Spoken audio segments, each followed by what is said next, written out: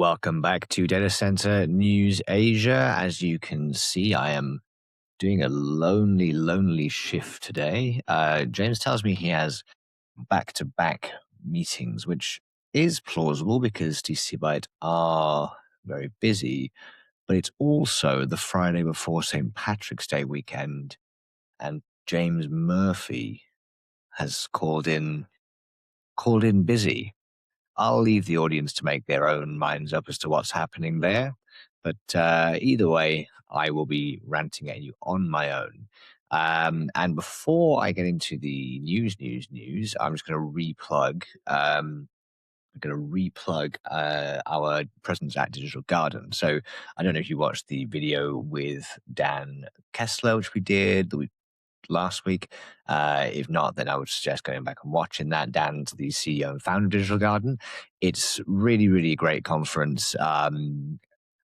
Japan's always a tough market. I don't speak to anyone who's doing Japan who complains it's too easy to network there. There's too often a sort of firewall or a boundary between the Japanese companies, which have many of the resources, supplies, parts, and things that we need, and many of the foreign companies and international businesses who are bringing much of the digital infrastructure expertise and customer base into the country. And we're just not often seeing enough reaching across the table and collaborating to bring those things together. And I think where that does happen, it helps a lot of people. Certainly last year, there were a lot of deals happening. So check on our website, dcnewsasia.com, or in the newsletter. If you don't subscribe, please do. And you can have a link there to a discount code, 15% off your ticket if you are not yet booked in to attend Digital Garden and would like to go. And that was a nice little segue plug here because we're going to start with Japan story. AirTrunk have secured a $1.24 billion green loan, which is 191.6 billion Japanese yen. So this loan is the biggest single piece of data center financing, debt financing secured in Japan. It's a predominantly kind of refinanced in the original loan they had on TOC 1, and also to expand the campus in East Tokyo, which is the other one. Yeah, I can't remember which side of Tokyo in Zazen off the top of my head here. But yeah, so this loan will focus the next development phases of TOC 1, so it goes up to 300 megawatts. So there's 100 megawatts of IC loaded on the near-term demand there, and so this will bring AirTrunk's total commitment for Japan up to just over $8 billion across 4 campuses. So TOC 1, TOC 2, OSK 1, and OSK 2. This is Osaka stuff. So they will be aiming to build out 530 megawatts in the country once fully completed, which is pretty staggering amounts.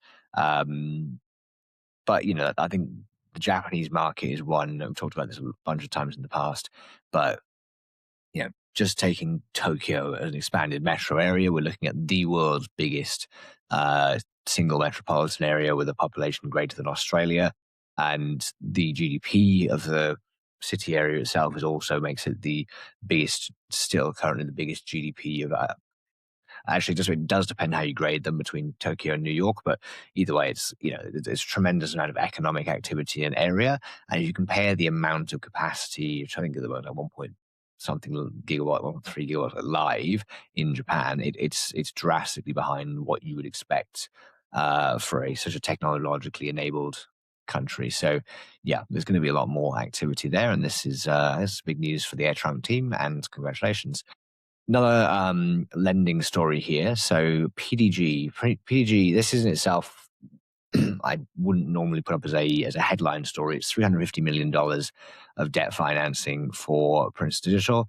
The specific loan here is expanding the $400 million holdco loans. This is a loan across the holding company. And they've converted it to a sustainability-linked loan, which basically means that you get a lower rate of interest on the debt or the money that you borrow, provided you meet the sustainability targets, which are usually some combination of renewable power usage, scope 2 reduction through construction methods, and usually hitting a PUE and all that sort of stuff. There's a bunch of them put together. Where I thought this was interesting was, so there's a quote here from Rangu talking about his business momentum, delivering excellence and strengthening confidence among capital partners. They've set out a target, which is not a done deal, but this is an aspiration to raise $5 billion further financing this year, and that's to fund contracted hyperscale capacity across the 7 Asian markets that PDG are active in. I thought it was a interesting headline to look into, considering they only recently closed last year, though, $1.3 billion from Stonepeak, which goes in alongside the commitments they already have from various banks, and of course their equity partners being Warburg Pincus, Ontario Teachers, and Mubadala. Yeah, interesting expansion news here from Princeton Digital. And the other, I guess, positive puff piece news expansion story here is from Macquarie Technology, which easily confused with Macquarie University. Macquarie Technology, of course, their data center is on Macquarie Park, and it's not owned by Macquarie Asset Management or Macquarie Capital. Yeah, turns out this is a place in Australia and everyone knows a different company from it, but there we go. So Macquarie Technology, which is Macquarie Telecom, the data center company, they have secured $200 million, which is a hybrid investment. So this is checking if this was borrowed or equity commitment, but this is from the National Reconstruction Fund Corporation. So interesting angle here. So NRFC is one of these kind of government bodies. They typically invest in things that the Australian government deems important for the economy. So they might say, "Oh, well, we're taking money, or we're not directly taking money, but we're rather than committing more money to Australia's pet interests of gambling and coal, they will be committing into sectors they believe important for the future." And so this is a positive, I think, angle here from the Australian government. I think this is explicitly backing of a private operator and indicating that the Australian government sees this as critical national infrastructure. And we've seen, recent announcements in Victoria, the work that Belinda and the Australian Data Centre or Data Centre Australia team are doing is fantastic. And they're really bringing the Australian government and hopefully eventually the Australian populace along for the journey, which is investment, commitment, and growth in this important sector. Sticking with the Antipodeans, there's another one here in New Zealand. Bit more controversy here, actually, because I saw this one have some mixed response on LinkedIn already and some rabble-rousing. So DataGrid have received the resource consent from 3 local councils. So this is the local kind of decision makers in and around Makarawa, which is near Invercargill, and this will be New Zealand's quote-unquote first AI factory. I guess we're all going with the Craig Scroggy, Jensen Huang naming and switching to AI factories. But so DataGrid is the company which you may know. Remy Gasser is the founder. These guys have been involved in a few different trans-Pacific submarine cables, and they are developing a few other different bits and bobs. We've talked about them before on the show as well. And no construction timeline given here, but the approval is normally a big status point.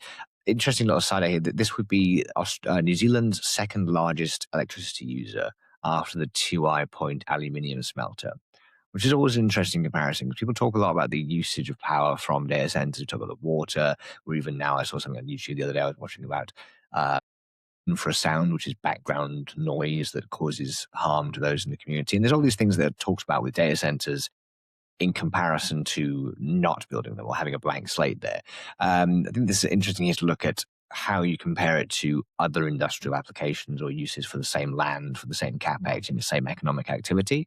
And in this case, where the power consumption here for these data centers is just catching up on what you'd see for these large metal processing and manufacturing plants.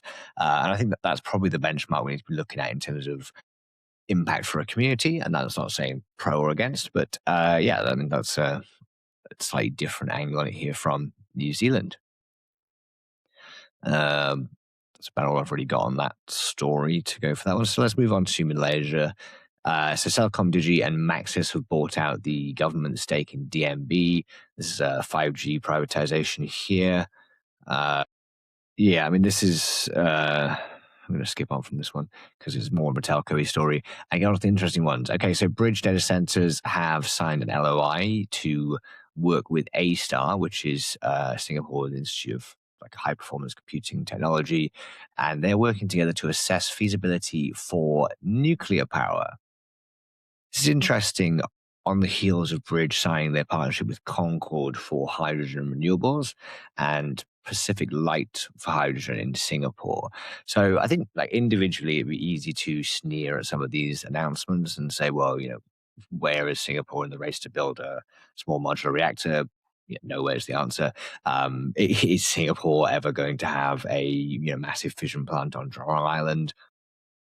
No, not likely.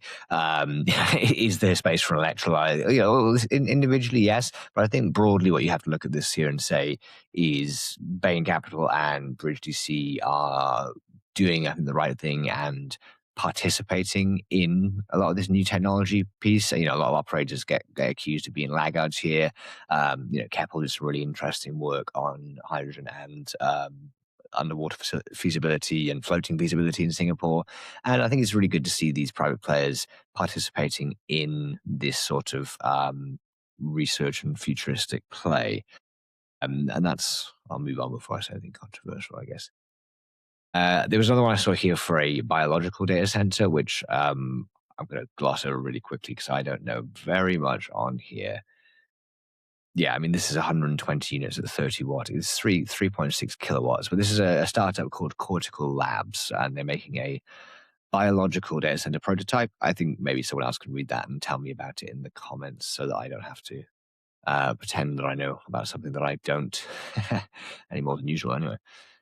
Okay, I think that covers the news for me this week, and I will see you next week. I'll also see you in Japan at the Digital Garden event. So yeah, do drop us a note, catch up. I'll be there, Norman will be there, and of course, News Angle Jimmy will be there as well.